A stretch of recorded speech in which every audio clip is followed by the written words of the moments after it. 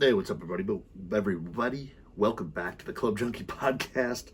I guess I can't talk today. Either way, it's like a struggle here, getting words out of the mouth. But anyway, want to say what's up. Hopefully, everybody's having a good week.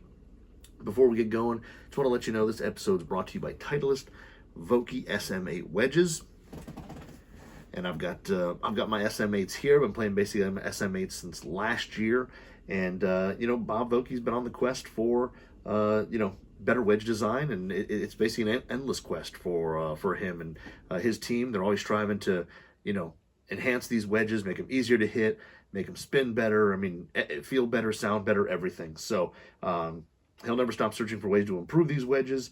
They've got a whole thing where the center of gravity is out in front of the face. There's like a tungsten weight in the toe. Somehow they do that, and then the center of gravity is technically in front of the face. It's not even on the face. And what that does is it makes the club easier to square up. And if it's easier to square up, you're going to hit it towards the target more and be more consistent there. Get the ball closer to the hole, and you're going to score better. So, they've got an absolute ton of soul grinds to fit just about any swing and any condition out there, and a ton of different finish options, everything. I mean, there's something for everybody in these wedges. So I've been playing them pretty much all last year, and right now I'm still playing them. Really like them. I think they've just been a really versatile wedge. Can hit every shot in the book.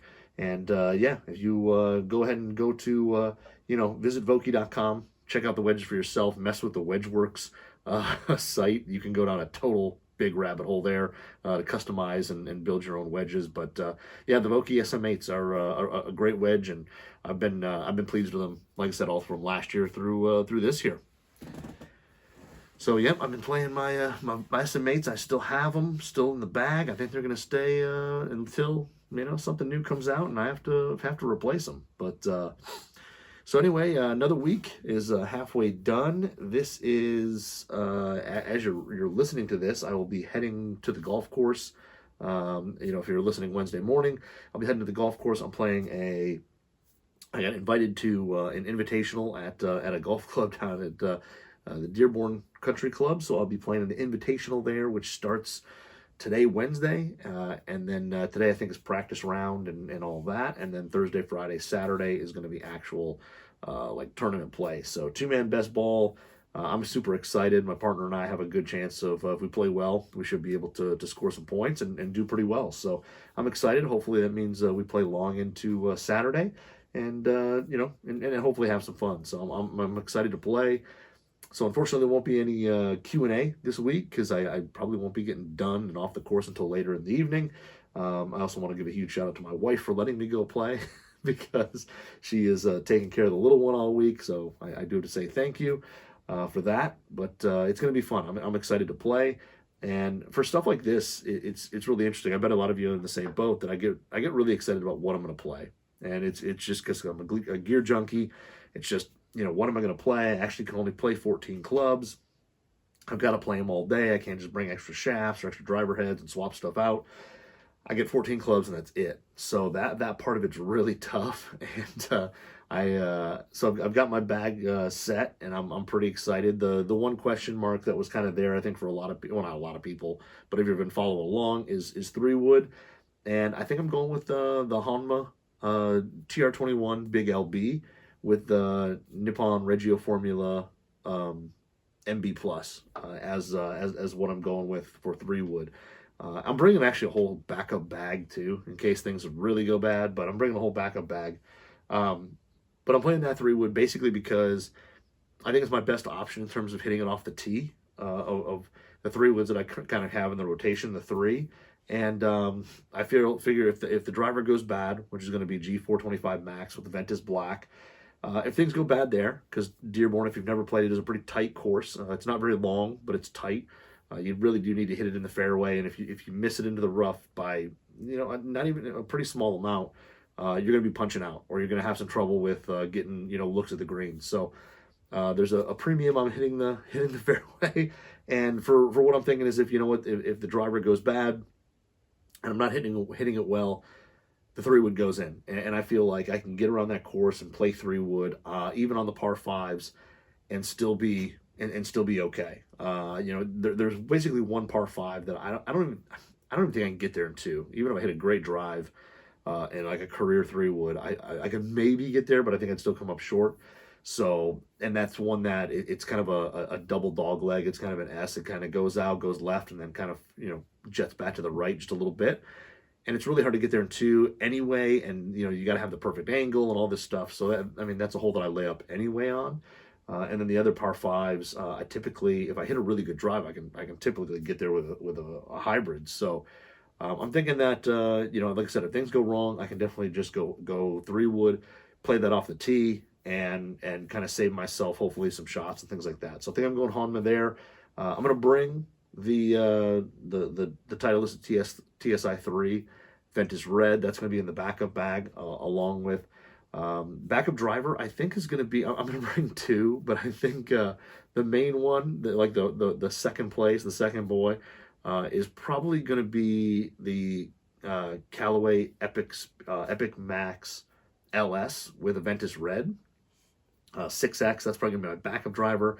And then really close second, which I'm going to bring a third just in case, is the Mizuno STZ. And I really like playing that. I think that's going to have that Graphite Design GP 7X, which I hit on my league on Thursday. Was it a couple Thursdays ago? Yeah, 2 Thursdays ago, so a week ago. That I hit pretty well. So I'm going to bring both those just in case. I'm going to bring a second putter, which is the Toulon, my Toulon Chicago. I'm going to have that in the bag as well, or my backup bag. I don't know if I'm really going to bring a whole set of second irons. I don't know if I need to do that. I think the ZX7s haven't let me down all year. I think that's going to be fine. I don't think I'm going to bring a second set of irons. If I do, it'll be the Cobra King Tour MIMs. But I just don't think I'm going to use them. Switching out irons would be a very interesting thing to do.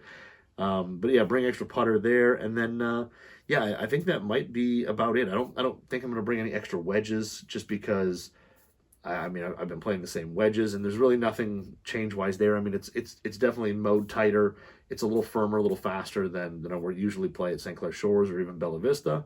But I don't think it warrants going to like lower bounce or anything like that. I've played that course a handful of times with my same wedges I have, and I've had no problems with it. So I'm going to stick with those and rock with it. But yeah, it was a big thing of deciding which, what I'm going to do with the 3 wood and trying to kind of, plot out where I'd hit it and things like that.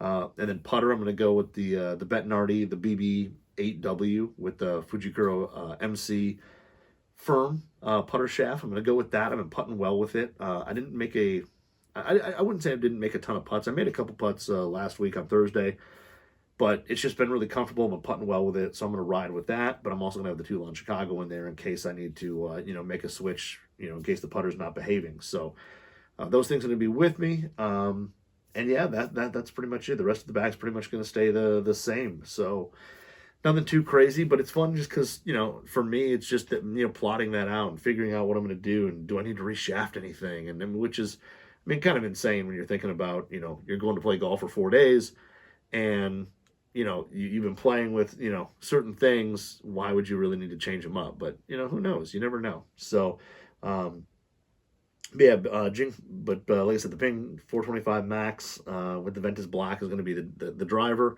at least starting out. And, but it's nice. I'm going to have some range time. So I'll bring a couple of the extra clubs out, especially tomorrow, which is like practice round. I can go out, I can actually have a couple different clubs in the bag, hit a few things, see what works, see what doesn't. And for the most part, it's going to be my swing that doesn't. But I'm not going to, I'm always going to blame the clubs and not me. So I'm super excited to play. It should be fun. I'm a little nervous. I won't lie. It's kind of a big event. I've known the guys who played in it, and they told me about it, and it's I wouldn't say it's insanely like life or death competitive, but it's competitive. You want to win, you want to put some points up, and going in, I think like I said, my partner and I are handicap wise, I think we're set up pretty good if we play well, which I think we both can. Like I said, I think we can do some damage. I think we could possibly win our flight if we go out and play well. I'm going in as what, I think I'm a 10 my last revision when I looked at my my GIN number, or GIN GHIN. When I looked at that, I think it was a 10 even. The past couple rounds that have been absolutely brutal rounds have kind of raised me up, and I feel like, if I can go out and play decent and keep the ball in play, there could be some decent scores to be had. The tricky thing is going to be putting. The member who invited me out said the greens are really firm. They're rolling pretty quick. They're going to roll them each morning, so they should be pretty fast. And I think Thursday, the first like real tee time that we have, I think is later afternoon. We're a little bit of the later guys. Then Friday we're early. So by the time we get out there, all the dew, all the moisture is going to be gone. They're probably going to be pretty quick right out of the gate. So it'll be exciting to see. It'll be pretty fun. So it'll be a little challenging as well, and I'm looking forward to it. So it should be fun. But yeah, the bag is pretty much set.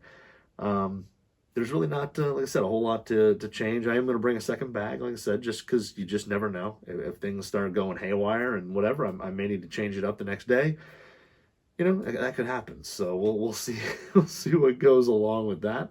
But I'm super excited to get out there and play, and it should be fun. Like I said, like 4 days, and it's kind of an all day thing, each one of them. Yeah, it's a 2-man best ball, and I think it's match play as well, and it's point per hole and all that. So should be pretty fun. Like I said, I'm excited to tee it up and see what happens there. But I don't have a ton right now, just because I've been kind of busy trying to make sure I get a bunch of stuff done before I'm going to be basically off for 4 days. So I've been trying to get a lot of work done around the office. So I haven't been as loyal to hitting clubs as I should be, and I really haven't played a ton either. So last weekend or this weekend I just passed. Total yard work weekend. I even passed on, I think I had 2 invites to go play golf. I passed on them both to get the stuff around my house that I just absolutely needed to get done.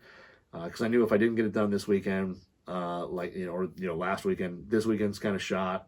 The weekend after, we have plans. I should play next weekend, but plans there. There's just stuff going on. So the stuff around my house didn't get done. It just wasn't getting done. So glad that part's done. The mulch is laid, the lawn's cleaned out, and all this stuff is done, so I don't have to worry about it anymore. But yeah, I've been struggling to get more stuff on the course than I'd like to. But I did get in a driver shaft. I actually got in 3 driver shafts. One of which I got on the course and I hit some time a little bit with it, and then the other 2 I haven't really gotten enough use with yet. One actually I haven't even shafted up yet, so that one will be coming. I just actually need to get it shafted and all that. But the one I'm going to talk about today is and this may be kind of a shorter episode, just because, like I said, I don't have a ton go on here. But I was out with the VA Composites Nemesys, which if you don't know much about VA Composites, they're a graphite shaft company. They've been around for quite a little while now, and they've made quite a few pretty nice shafts. They've got a lot of different profiles, and typically pretty much all the shafts are really good feeling, smooth feeling shafts. So the guys over there at VA Composites are really and they've got a ton of industry experience. The guy who started at Victor has been in the shaft industry for years. So it isn't like this is just some, let's put a shaft together type thing. This is, some guys with some real design experience, and they definitely know what they're doing. So the Nemesys is actually kind of a newer shaft for VA Composites. And basically it is their counterbalanced kind of mid to mid-low launch option. And in the 65 and 75, it's kind of mid-low in terms of launch. They make a 45 and a 55 gram as well, and those are more higher launch options in those lighter weights. But this is the 60. I asked for the 65, so this is a 65X, and I was actually pretty intrigued by the Nemesys because I've been playing a lot of the Ping G425 head or Max head, and it's a pretty heavy head. The shaft that comes stock in it is a counterbalanced shaft as well. The Ping, that Alta CB. So this, and I've been playing Ventus Black a lot in there, which, again, from Fujikuro, who doesn't do a ton of counterbalance, it is slightly counterbalanced the Ventus Black.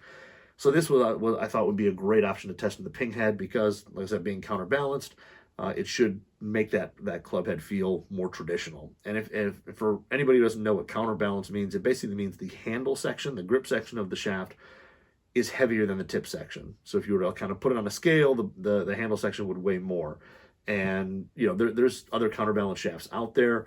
It tends to become it's kind of like a cycle of a thing where it gets really popular and then it kind of dies off. Then it gets really popular and then it kind of dies off. But the whole thing with counterbalance is you can either make the club longer and keep it the same swing weight, because the longer you go, the heavier the head feels. So you could, the Nemesys, you could make it a 45.5-inch driver or 46-inch driver, and your swing weight's going to be still manageable.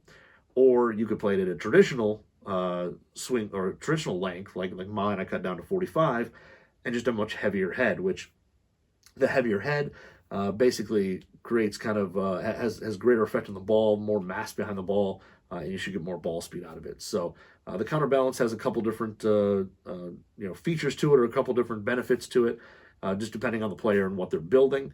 And like I said, for me, the Ping G425 Max head is just it's overall a heavier head. So when putting a non-counterbalance shaft in there, it really does have a lot of head weight.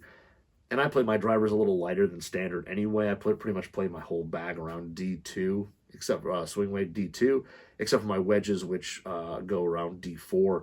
But so for me, putting a traditional shaft into that Ping head, it was just really heavy, and I don't really love the feel. I wasn't super consistent with it. So going to like I said, Ventus Black, or then now to this Nemesys, it really does give it a more traditional feel. It gives it a feel that I like a little better. So I did throw this thing on a swing weight scale with the exact same. I actually just did it with a tour edge head just to get the exact same, just to get the weight. So I threw this against Ventus Blue, which Ventus Blue is not counterbalanced. And the Nemesys is about 2.5 swing weight points lighter than the Ventus Blue. So I didn't put it up against Ventus Black yet, because that shaft was already in the head and all that. But I put it up against Ventus Blue, but like I said, right about 2.5 swing weight points lighter is the Nemesys. So, if you're going to add a little length, or like I said, have a little heavier head, this thing's going to be able to build out a little more closer to normal than, like I said, say like a Ventus Blue, which will feel pretty head heavy when you build it. So, but it was nice. So that part of it, easy to build. I didn't have to do anything, just built it up, slapped it in that Ping head, and it was great. I don't remember exactly what swing weight it was. I think it was like right around D2, but easy to build up, and the graphics on it are pretty cool. The Nemesys is kind of that comic book. It's kind of got like a comic book look to it, with a let's call it a kind of Joker-esque type face on it, because that's just what it is. The graphics on the VA Composites stuff are pretty cool. If you ever see them in hand, the Rasian looks pretty cool. I mean, the Sleigh, I mean, they all have really cool graphics. So the boys over there at VA Composites do a pretty cool job. But this one and the Villain, there's the Nemesys, and then there's also the shaft called the Villain, have kind of this comic book look to it. And it's pretty cool. When you flip it on, the side that's kind of facing the camera, if you're watching on YouTube, has the Nemesys logo and all that. The other side really is just black it's got a little kind of purple laughing face, kind of an evil face on it. And it's got a two-tone. It's copper near the tip. It's black up near the handle section. It's not super distracting by any means. When you put it in there, some guys complain about, either bright or, white colored or two-tone or whatever shafts. This to me doesn't bother me at all. It was pretty traditional. And I think, honestly, if you play a G400, the copper will kind of match perfectly.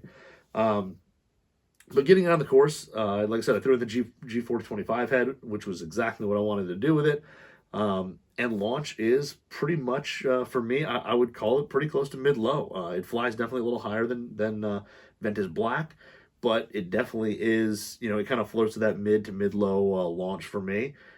It was extremely smooth. It has it's stout, like it feels stiff, but it's really smooth. Doesn't have a lot of vibration to it at impact. You can really easily feel it load. The butt section on it, in terms of their profile, is probably a little softer than I typically love. But I tell you what, like I said, you can definitely feel it load. And then you can also feel kind of that kick at impact as well. It definitely has a little more lively feel than, say, a Ventus Black or something heavier and stiffer, lower launching. And like I said, it's kind of traditional to VA Composites MO. They make really smooth feeling shafts. But this thing really did. Like I said, it kind of mid-low launch. Even shots kind of hit high off the face or higher off the face. They still got in the air, but they seemed pretty controlled. I wouldn't say anything was, got wildly out of hand when you missed. The shaft seems to be extremely stable, hitting stuff off the heel and the toe, along with that really stable 425 head. Things stayed online really well. And in terms of consistency, striking the center of the face, it seemed to be really consistent. I think spin wise, everything came out pretty flat. I mean, if you hit it super high in the face and it jumped off and went a high, I mean, yeah, there's always spin to that ball, but that is just what it is. But like I said, the spin overall was really flat. It was a little windy on Thursday when I played with it, and shots into the wind didn't really rise up. I mean, you got maybe just a hair of rise to it, but nothing balloon, nothing really had drastic shot shape changes to it. It stayed online really well. Like I said, I was pretty impressed with with the accuracy of it. Even like I said, even for my crappy tempo, having a little softer handle section, it had no problem there. And it was, like I said, really easy to, it was easy to square up. I think it's a little more neutral to slightly draw bias than say Ventus Black is, which is overall, I think, a stiffer profile shaft. But this thing's easy to square up. It's easy to hit it straight. It doesn't have a ton of draw on it. I mean, you guys all know that I have to, my whole thing is taking the left side out. I never really had a problem with hitting this thing left. Everything was pretty much straight. If anything, I think my best drive of the day, excuse me, was on basically my my fifth hole, and I hit it basically a little right of my target, but it went dead straight, and I absolutely nuked it. And unfortunately, the way the hole is a par 5 and it sets up for a draw, and if you hit it a little right like I did, and you're near this willow tree, everything drops off into this little pond, and I hit it far enough where I was in the pond, so I was definitely dead. But it just goes to show, I mean, the thing is definitely long. In that G425 head, distance-wise, it was just as long as anything else. I mean, all the shots I hit, the first hole I hit, what did I hit? I kind of hit it low off the face, and the ball stayed fairly low still, but it still went a pretty good ways. I mean, it was a little shorter than striking it dead center, but it was definitely playable. It sat just kind of in the left side of the fairway.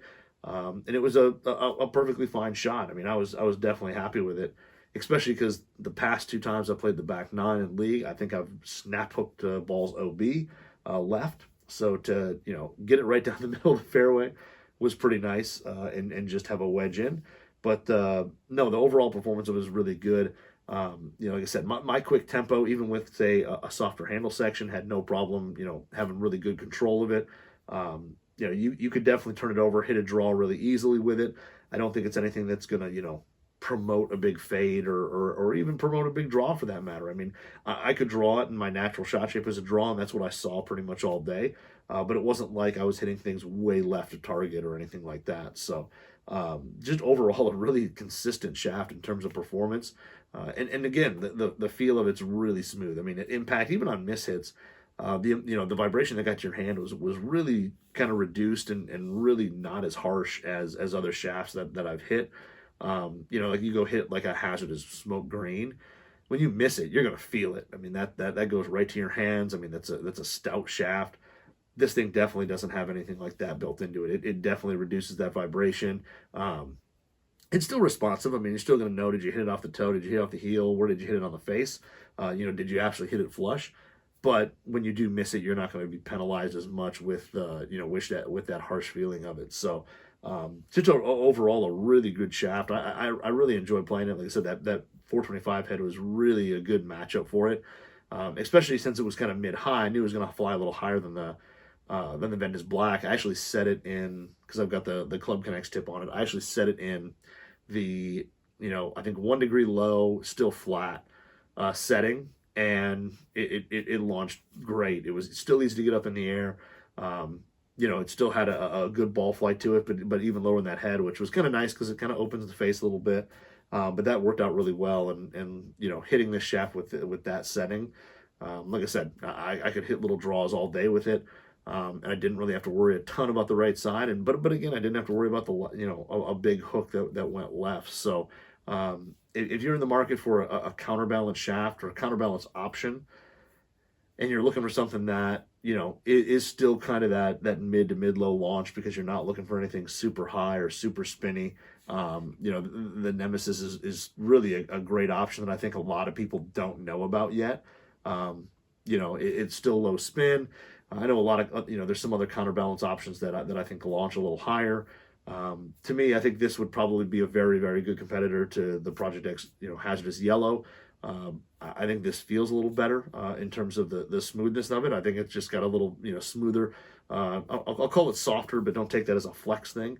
Softer feel to it. In terms of flex, I think it plays very, very true to flex. I think it doesn't quite play as heavy and stiff as say Ventus Black. But it kind of has that true, the one I have here is a 65X. And I thought it played, true to that flex. It really did. I mean, didn't play soft. It just has kind of that softer feel to it. But overall, just a really great performing shaft. I think it's one of those things that, like I said, if you're looking for some counterbalanced options and you're looking for something that's, mid to mid low launching, it doesn't seem like there's a ton of options out there.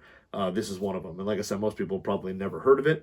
But you should try it out if you get a chance. Whoever your local, dealer is, definitely check it out, because it's like I said, it's a great performing shaft, and it gives you another counterbalance option that I think a lot of people are looking for now. Some people are looking for it, especially with like a lot of the ping heads, that they're heavy, or people who are going down that route of playing stuff longer. It's become kind of a trend. I've had a lot of people ask about 46-inch shafts and things like that. I think going to something like this, you're still mid-low launch, you're still low spin, but you can play it at 46 inches or, whatever length you need to play it if you want to play it long, and you're not going to be terribly frustrated with getting that swing weight right. So just an overall, a really great performing shaft. If you want to check out more of the specs, all that, go to vashafts.com, and they have all the shafts on there that they make. But the Nemesys was really good. I was really impressed with it.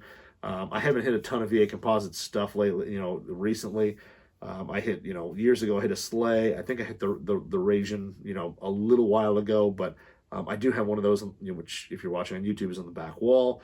I got to get that out more to play with it, and I'll talk a little bit about more about that. And then VA Composites look like they're going to have kind of a new brand that comes out called, Badass Shafts, which, kind of badass, but it's got Z's on the end of it. But it's kind of a less expensive price point shaft with a ton of tech put in it. So I've got one of those as well. I just got to put a tip on it, cut it, throw a grip on it. But it's like I said, the VA Composite stuff is really good. So check out their website, check out all the shafts they have to offer, because they do have some great options there. And like I said, they're just not super well known by every golfer out there who's an equipment junkie like some of us are. So like I said, really fun hitting this. Like I said, vashafts.com. Check out kind of their lineup, but the Nemesys, great counterbalanced options. So it was fun. Like I said, I got to play that. It's definitely a shaft that will stay on the wall. It'll keep a tip on it, and I'll try it in some other heads as well. I think it'll be a good matchup to hit in some other heads also. I do have to say that the GeoLeap cheap Amazon GeoLeap grips, they still stink. They feel so tacky, like down here, like at my desk, just holding on to them. They feel so tacky and kind of decent. When you actually get out and it's like, 85 degrees out and there's humidity and all that, they don't give you the best sense of security and traction at that point. So they're definitely still not that great. Those grips, I've got like 10 more of them. I think I've used like 3 or 4.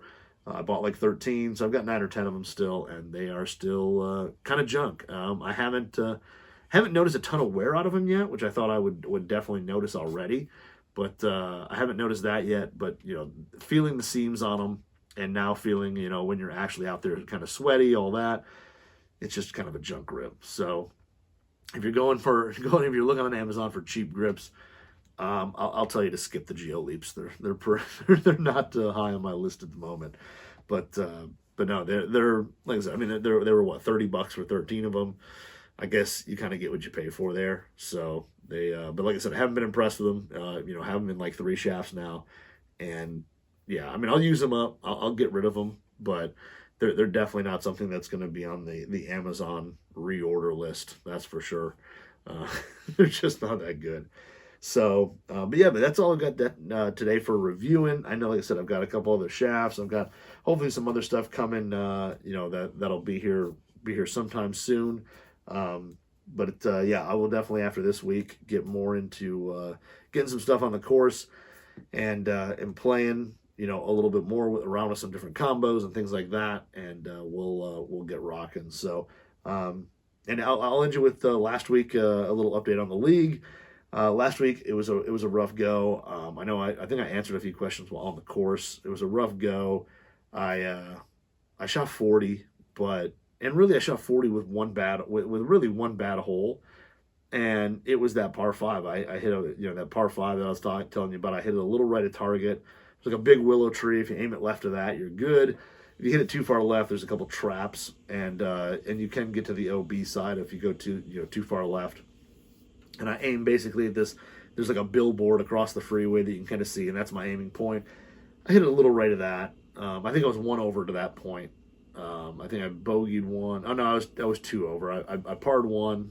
I bogeyed two because I hit it a little left with hybrid off the tee, and I had a huge tree in the way. I had to punch out. Thought I hit an absolute perfect wedge shot, and it looked great. And it was one of those, like, it was right at the pin, and then you walk up and it's like, oh, it was 25 feet short. So I ended up making bogey there. I two-putted that.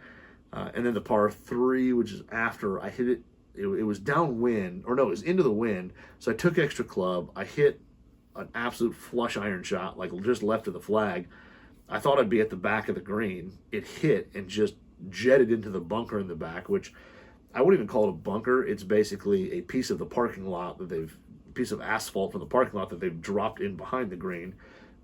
You can actually take your wedge, flip it over for like the sharp end of the toe, and beat it against the quote unquote sand, and it will not go into the sand. Like, it doesn't penetrate it. It just thumps off there. It's that hard. So I basically had to take my my RTX Zipcore full face, and you can't open the face and get under it and hit it like a normal sand shot. You have to basically like play it square and just like chip it out. So I did that, made bogey there, and then the par five knocked it into the water.